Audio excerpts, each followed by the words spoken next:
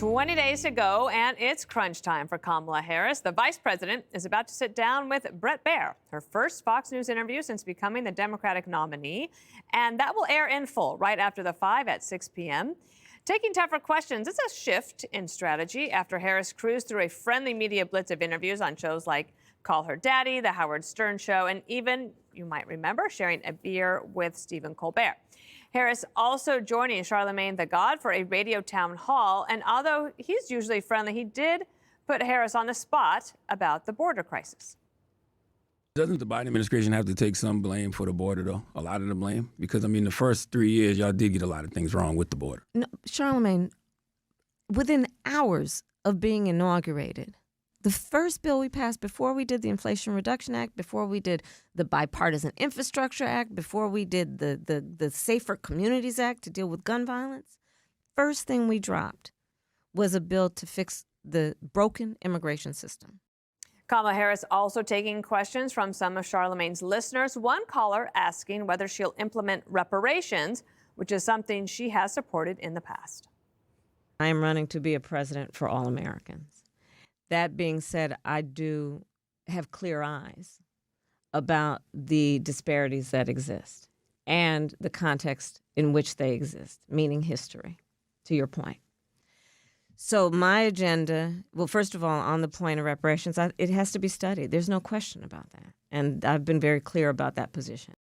All right, Judge, let's start with you because this interview is going to take place, right now during the 5, and it's going to air in an hour.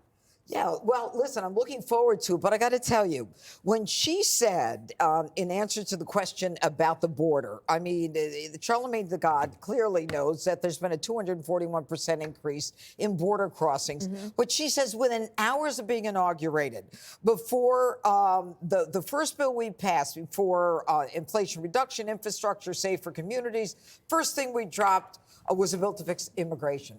I checked H.R. 1. The first bill they dropped has nothing to do with immigration.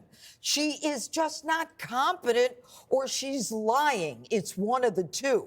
It's about fair elections. It's about ending money in politics, public officials working for the public interest. It has nothing to do with it. Okay, that's number one. Number two, we're going to study reparations. We've been studying reparations for 150 years.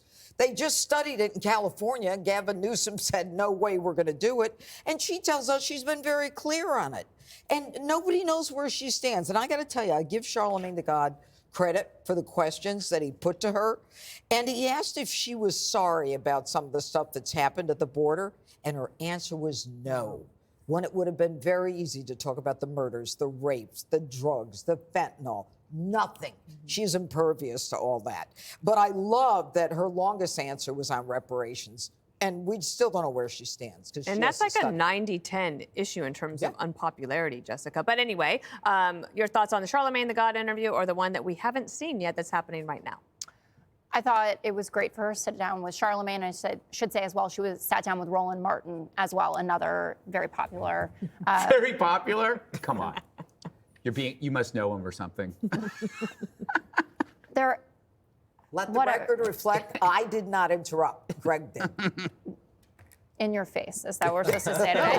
Anyway, she is having conversations directed squarely at Black men who she is struggling with. And that is the smart thing that you should do when you have 3 weeks out and you see that you are soft with a particular group.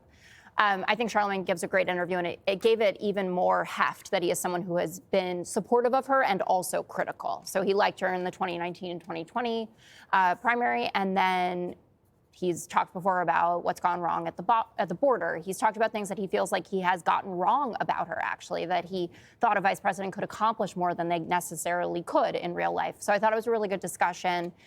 Immigration is going to be a soft spot. We do see that people understand that Donald Trump was the one that torpedoed that bipartisan border deal, that James Langford, one of the most conservative senators, was a co-sponsor and authored it. But that will be a soft spot. What she did manage to do that I think is really good is to talk about this new agenda that they have for Black men. So to talk about entrepreneurship and economic opportunity, to talk about specific healthcare needs that affect the Black community more specifically. And I see no reason. I understand people want to put this in it's just identity politics, and that's ridiculous. Identity politics is implicit in good campaigning. Whenever you're talking to a group that has a certain set of concerns, you need to be able to address the way that their lives are, what their job life looks like, what their family life looks like, what their medical life looks like. And like on the same day she put out the agenda for Black men, she also put out the agenda for rural America, like farmers, ranchers. Did they get free weed too? It's not free weed. Legal weed? Do they get welfare checks? Well, everyone too? should get legal weed, and that's actually something that's popular across the partisan spectrum. I don't think Everyone that's should get legal legal weed. That's stupid. No, you don't get it for free, but legalizing weed. This country's dumb You guys enough, Jessica. sound This But country is old. dumb it was enough. targeted at a black Yeah, audience. plus she put Just- 2,000 black Go ahead, males Jesse. in jail for that. Well, the difference between a Brett Baier and a Charlamagne interview is that she's not going to lie to Brett and get away with it. She lied to Charlamagne, and Charlamagne didn't know he was being lied to because he's not a journalist.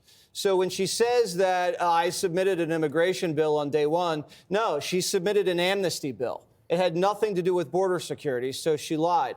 Brett, as opposed to Charlamagne, will follow up. When she says, well, I want to do a study on reparations, well, Madam Vice President, what are you looking to hear from in the study that you don't know right now?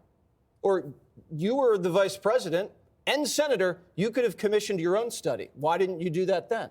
Or Brett probably would get specific. Can I have an example when you say that you're the victim of misinformation? You say your career has been victimized by misinformation about your accomplishments. Well, who? Well, what accomplishments specifically? The fact that you worked at McDonald's? Because when she was the attorney general, there's really no significant case. When she was senator, there was no significant legislation, and the only thing she's known for as VP is the border czar, and that's been a mess. So hopefully tonight we'll get pointed questions. Maybe after a week and a half, what would you do differently than Joe Biden? She could come up with an answer there. Or why should men play women's sports? That's a good one. So, Brett's going to be fair. He's going to be firm. He was pretty tough on Trump in the spring, and he'll be the same way with Kamala. What are you looking for tonight? Are you paying attention to the reparations issue? I mean, we have brought this up on the fire from time to time. I have to remind everybody that I'm not running for office, so I don't need a commission to say I'm going to study something that everybody hates. The idea of saying, I have been really clear that we need to study in a commission on something is a politician's way of saying, if I actually endorse it, my career is over. She knows that. This is what Gavin Newsom did. It's the only play you have. Say you're going to appoint a commission, put people on it, they get free croissants and ice water at their little meetings with the little tumblers, and they get to feel really important, but you're not getting my money.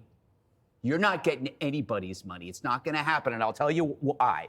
The original sin of reparations is that it states that a person's problems are superior to your own based on an unquantifiable measure. So a healthy young person with endless job opportunities has a built-in edge, ancestral oppression, over a poorer, sicker person with limited resources. That is actually the definition of systemic racism, to say a young black person with great choices today should have their problems matter more than a white person, a Mexican person, an Asian person. That is racism. And if reparations is based on the stain of slavery, then every human living today possesses that ancestral strain. Slavery is not solely performed by whites. Do your history. America just happened to fight a war to end it. This is why politicians pay lip service on this crap, because they know if you explore the concept, hey, who's your ancestor? How many of them had slaves? My God, Jamaicans had slaves, didn't they? I don't know. Then you all of a sudden you start looking in your history and you go, this is impossible. It's absolutely impossible. So the only way around it to appease activists, and all the activists really want, is to be on that commission. That's all they want. That's all they're going to get. Yep, and then they'll study it to death. They'll study it to death, and then they'll have another study. Let's study some other things while you're at it. Okay, good chat, everybody. Up next, former President Trump speaks directly to women voters in a Fox News town hall. Click here to subscribe to the Fox News YouTube page to catch our hottest interviews and most compelling analysis. You won't get it anywhere else.